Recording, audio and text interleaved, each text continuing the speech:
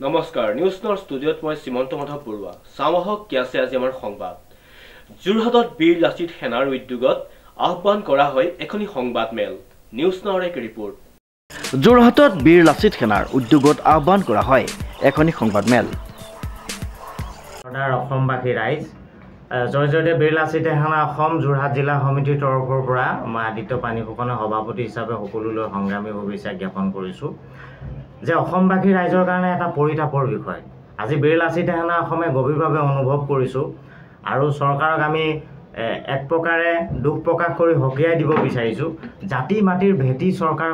কথা কোৱা চৰকাৰখনে আজি তাৰিখত তেওঁলোকে পদক্ষেপ কি লৈছিলে মই অসম চৰকাৰক এটা প্ৰশ্ন কৰিব বিচাৰিছিলোঁ বীৰ লাচিত সেনা অসমৰ দুখ ক'ত আছিল যে যোৱা কালি আমাৰ কামৰূপ জিলা সমিতিৰ সচিবকে ধৰি যিকেইজন ব্যক্তি সৈনিকক আমাৰ কৰায়ত্ব কৰি আজি জেল হাজতলৈ প্ৰেৰণ কৰাৰ যিটো ব্যৱস্থা কৰিছে মই আজি অসম চৰকাৰৰ গৃহ বিভাগক প্ৰশ্ন কৰিব বিচাৰিছোঁ যে বীৰ লাচিত সেনা অসমৰ দুখ ক'ত আছিল যে প্ৰথম কথা হৈছে যে বীৰ লাচিত সেনা অসমে জাতিৰ ক্ষেত্ৰত কাম কৰি আছে খিলঞ্জীয়াৰ প্ৰভুত্ব বিস্তাৰ ক্ষেত্ৰত সদায় সংগ্ৰাম কৰি আহিছোঁ কিন্তু অসম চৰকাৰে সমানুপাতিকভাৱে কৈ আহিছে যে কি যে অসমত শিক্ষিত নিবনুৱাসকলক সংস্থাপনৰ ব্যৱস্থা কৰি আছে যে আজিৰ তাৰিখত যে SST এক্সামৰ বিষয়ক লৈ যে যোৰহাট জিলাতে প্ৰথম এই খুঁটিনাটিৰ সন্দৰ্ভত আমি প্ৰথম পৰ্যায়ত আমি বিশ্লেষণ কৰিছিলোঁ তাৰ সমানুপাতিকভাৱে সমগ্ৰ অসমত বীৰ লাচিত সেনা অসমে SSTৰ বহিৰাগত ব্যক্তিসকলে যে অবৈধভাৱে ইয়াত অৱতীৰ্ণ হৈ পৰীক্ষাত অৱতীৰ্ণ হৈ তেওঁলোকে সুবিধা ল'ব বিচাৰিছে তাৰ গোটেই অসমব্যাপী যেতিয়া বিষয়টো প্ৰতিষ্ঠা কৰিবলৈ যোৱা হ'ল তেতিয়া আমাৰ কামৰূপৰ সংগ্ৰামী সতীৰ্থক কৰায়ত্ব কৰিলে মই এটা কথা ক'ব বিচাৰিছোঁ যে চৰকাৰৰ এটা দায়িত্ব আছিল যে আমি বহিৰাগত ব্যক্তিসকলৰ তেওঁলোকৰ ভুৱা কাগজ পত্ৰ প্ৰথম কথা তেওঁলোকৰ অসমৰ আধাৰ কাৰ্ড তেওঁ মানুহকেইজন বিহাৰৰ আৰু তেওঁলোকৰ বিহাৰৰ এড্ৰেছ অসমৰ এডমিট কাৰ্ড এনেধৰণৰ এপ্ৰপ্ৰিয়েট প্ৰুফ দিয়াৰ পিছত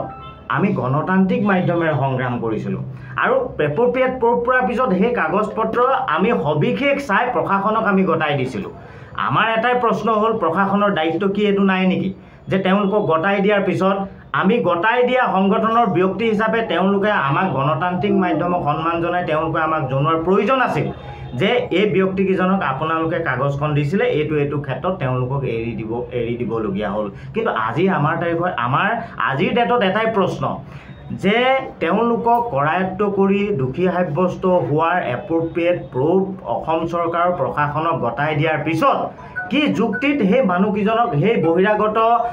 বিহাৰৰ পৰা অহা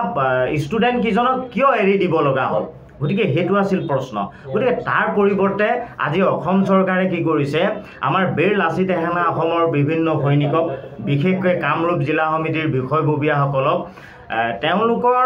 তেওঁলোকে গতাই দিয়া বহিৰাগত পৰীক্ষাৰ্থীসকলক সোধপোছ কৰি যেনেদৰে তেওঁলোকে আদালতত হাজিৰ কৰিব লাগিছিলে তাৰ পৰিৱৰ্তে আমাৰ সৈনিকসকলক হেণ্ডকাপ লগাই তেওঁলোকে কি কৰিছে জেল হাজতলৈ প্ৰেৰণ কৰাৰ ব্যৱস্থা কৰিছে আমাৰ কথা হ'ল এইটো যিখন আইনৰ ওপৰত গণতান্ত্ৰিক ওপৰত বিশ্বাস কৰি আমাৰ আস্থাক আমি ৰাখিছোঁ সেই আইনখনে আমাৰ আস্থাক কিমান তেওঁলোকে ভৰিৰে মোহাৰি প্ৰতিটো সময়ত যে নস্যাৎ কৰিব বিচাৰিছে আজিৰ তাৰিখত অসমবাসী ৰাইজ আপোনালোক জাগক এয়া সময়ৰ আহ্বান প্ৰত্যেকজন শিক্ষিত যুৱক যুৱতীসকলক আমি আহ্বান জনাইছোঁ যে আপোনালোকে এইটো হৈছে আমাৰ প্ৰাপ্য অধিকাৰ এই প্ৰাপ্য অধিকাৰৰ ক্ষেত্ৰত আপোনালোকে নিজস্বটো বজাই ৰাখক বীৰ লাচিত সেনা অসম হৈছে আপোনালোকৰ সাহস আৰু আপোনালোকৰ প্ৰেৰণা আৰু আপোনালোকে হৈছে আমাৰ কাৰণে এটা শক্তি গতিকে সমগ্ৰ অসমবাসী ৰাইজ আৰু উঠি অহা শিক্ষিত নৱপ্ৰজন্মক আমি যোৰহাট জিলা সমিতিৰ তৰফৰ পৰা এটাই অনুৰোধ জনাইছোঁ বীৰ লাচিত সেনা অসমে প্ৰতিটো অন্যায়ৰ ক্ষেত্ৰত প্ৰতিটো ক্ষেত্ৰত আমি আছোঁ আৰু অন্যায়ৰ প্ৰতিটো ক্ষেত্ৰত আপোনালোকে আমাক শক্তি হিচাপে আমাৰ প্ৰতিটো ক্ষেত্ৰত সহায় সহযোগিতা আগবঢ়াওক যদি এনেদৰে থাকি যায় যে দুষ্টক দমন কৰাৰ যিটো প্ৰক্ৰিয়া হ'ব লাগে এই প্ৰক্ৰিয়াৰ বিপৰীত এটা দিশ যে এই অসম চৰকাৰখনে যে কৰি আছে এটা গৃহ বিভাগে যে পদক্ষেপ লৈ আছে এই ক্ষেত্ৰত আপোনালোক সজাগ হওক নহ'লে অনাগত সময়ছোৱাত লাখ লাখ নিবনুৱা কৰ্মসংস্থাপন দিম বুলি কৈ তাৰ মাজত যে এটা ব্যাগুম এটা পাৰ্চেণ্টেজৰ মাজত বিভিন্ন ধৰণৰ বহিৰাগতক ২ নম্বৰী কাগজ পত্ৰৰ মাধ্যমেৰে যে অসমত চিটাপি লোৱাৰ অসমত সংস্থাপন দিয়াৰ ব্যৱস্থা কৰিছে এইটোৱে গুজেই গজালি মেলি এসময়ত যাতে এটা সমস্যাৰ কাৰক হৈ নাযায়, বহিৰাগত বা আমাৰ বিদেশী আগ্ৰাসনৰ নিচিনা এটা প্ৰক্ৰিয়াৰ মাজেৰে যাতে আমাৰ সুবিধাবিলাক, আমাৰ কৰ্ম সংস্কৃতিবিলাকো তেওঁলোকে যে লৈ যাব নোৱাৰে, তাৰ কাৰণে আমাৰ উঠি অহা নৱপ্ৰজন্মক আমি বীৰ লাচিত সেনা অসমৰ তৰফৰ পৰা অনুৰোধ জনাইছোঁ। আৰু অসম চৰকাৰৰ এনে নীতি, এনে কাৰুকাৰ্যক আমি ধিক্কাৰ জনাইছোঁ। যদিও অসম চৰকাৰক এটাই কথাই কৈছোঁ, যদি আপোনালোকৰ গৃহ বিভাগ তথা অসম চৰকাৰক আমি যদি ধিক্কাৰ জনাব নালাগে, তেতিয়াহ'লে আপোনালোকৰ দায়িত্ব আছিল যে আমাৰ সৈনিকসকলক গ্ৰেপ্তাৰ কৰাৰ পৰিৱৰ্তে আমাৰ সৈনিকসকলে দোষী সাব্যস্ত কৰা ব্যক্তিসকলক আপোনালোকৰ হাতে লোটে ধৰি গতাই দিয়াৰ পিছত লৈ তেওঁলোকক এটা এনকুৱাৰী কৰাৰ ব্যৱস্থা কৰাৰ পৰিৱৰ্তে আমাৰ সৈনিকসকলক জেল হাজতলৈ প্ৰেৰণ কৰিছে। গতিকে এনেধৰণৰ মানসিকতাক আমি ধিক্কাৰ জনাইছোঁ। ধিক্কাৰ নজনোৱাৰ প্ৰাক মুহূৰ্তত আপোনালোকৰ প্ৰয়োজন আছিলে কি যুক্তিত আমাৰ সৈনিকসকলক গ্ৰেপ্তাৰ কৰিলে, আৰু কি যুক্তিত হাতে লোটে ধৰি দিয়া এপ্ৰপ্ৰিয়েট প্ৰুফ থকা বিহাৰীৰ ষ্টুডেণ্টসকলক বা বহিৰাগতৰ ষ্টুডেণ্টসকলক আমি কাগজে পত্ৰই গতাই দিয়াৰ পিছত আমাক নজনোৱাকৈ তেওঁলোকক কিয় এৰি দিব লগা হ'ল। বিশেষকৈ যোৰহাটত আমি প্ৰথম ইয়াৰ SSTৰ পদক্ষেপ লৈছিলোঁ। আমি যোৰহাটতে আমি এই ক্ষেত্ৰত ধৰা দিছিলোঁ, আৰু ধৰা দিয়াৰ পিছতো প্ৰশাসনে আমাক কোনো ধৰণৰ নজনোৱাকৈ তেওঁলোকক এৰি দিছে। গতিকে আমি দুখ প্ৰকাশ কৰিছোঁ। আৰু এই চৰকাৰখনৰ এই মিষ্টাচাৰৰ যিটো ব্যৱস্থা, জাতি মাটিৰ ভেটিৰ কথা কৈ অসমীয়া ৰাইজক আভুৱা ভৰাৰ যিটো ব্যৱস্থা কৰিছে, তাৰ কাৰণে গৃহ বিভাগ তথা হিমন্ত বিশ্ব শৰ্মাৰ অসম চৰকাৰক আমি ধিক্কাৰ জনাইছোঁ। আৰু এটা কথা ঠিক, যদি এই ক্ষেত্ৰত যদি আমাৰ নৱপ্ৰজন্মক প্ৰতি ক্ষেত্ৰতে সহায় সহযোগিতা আৰু আপোনালোকৰ একান্তই প্ৰাপ্য অধিকাৰৰ ক্ষেত্ৰত যুঁজ দিয়াৰ কাৰণে আমি অনুৰোধ জনাইছোঁ। পাৰিম যুঁজিম মানসিকতা লৈ আহক। বীৰ লাচিত সেনা অসম আপোনালোকৰ লগত সদায় আছোঁ, অন্তিম মুহূৰ্তলৈকে থাকিম। আৰু যি মুহূৰ্তলৈকে আমি প্ৰাপ্যৰ অধিকাৰ নাপাওঁ, যি মুহূৰ্তলৈকে ন্যায় নাপাওঁ, আৰু যি মুহূৰ্তলৈকে আমাৰ সৈনিকসকলক কৰায়ত্ব কৰি জেল হাজতলৈ প্ৰেৰণ কৰাৰ ব্যৱস্থা অব্যাহত ৰখাৰ পৰা বঞ্চিত কৰাৰ ব্যৱস্থাই হাতত যেতিয়ালৈকে নলয়, তেতিয়ালৈকে আমাৰ জাতিৰ স্বাৰ্থত, জননীৰ স্বাৰ্থত, খিলঞ্জীয়াৰ স্বাৰ্থত, প্ৰাপ্য অধিকাৰৰ স্বাৰ্থত, আই মাতৃৰ স্বাভিমান ৰক্ষাৰ ক্ষেত্ৰত বীৰ লাচিত সেনা সদায় সংগ্ৰাম অব্যাহত ৰাখিব। গতিকে ধন্যবাদ। জয় আই অসম। উল্লেখযোগ্য যে যোৰহাট কামৰূপ জিলাত বহিৰাজ্যৰ যুৱকে SSC ভুৱা চাৰ্টিফিকেট পৰীক্ষাত অৱতীৰ্ণ হোৱাৰ অভিযোগ বীৰ লাচিত সেনাৰ। উক্ত সন্দৰ্ভত সংবাদ মেলখনিত এনেদৰে সংগঠনটিৰ কাৰ্যকৰ্তাসকলে সাংবাদিকৰ আগত জানিবলৈ দিয়ে। আজি আপোনালোকক নিমন্ত্ৰণ কৰাৰ মূল কথাটো হ'ল কি, SSC পৰীক্ষাত যি অনিয়ম হৈছে, সেই অনিয়মৰ বিষয়ে যোৱা পৰহি দিনাখনি আমি কিছু আমাৰ সতীৰ্থৰ সহযোগত ফাদিল কৰিছিলোঁ। তেওঁলোকৰ যি আমাৰ অসমৰ ভুৱা নথি পত্ৰ বনাই পৰীক্ষা হলত সোমাবলৈ চেষ্টা কৰিছিলে, সেই সময়ত আমাৰ সতীৰ্থই ধৰি পৰীক্ষা কৰি তেওঁলোকক সোধা পোছা কৰাত সৈকাহি দিয়ে, আৰু আমি বীৰ লাচিত সেনাৰ সকলো সতীৰ্থই গৈ তেওঁলোকক আবদ্ধ কৰোঁ, আৰু সেই সূত্ৰে নি পেলাই আমি ভোগদৈ আৰক্ষী থানাত গতাই দিওঁ। কিন্তু তাৎপৰ্যপূৰ্ণ কথা এইটোৱে যে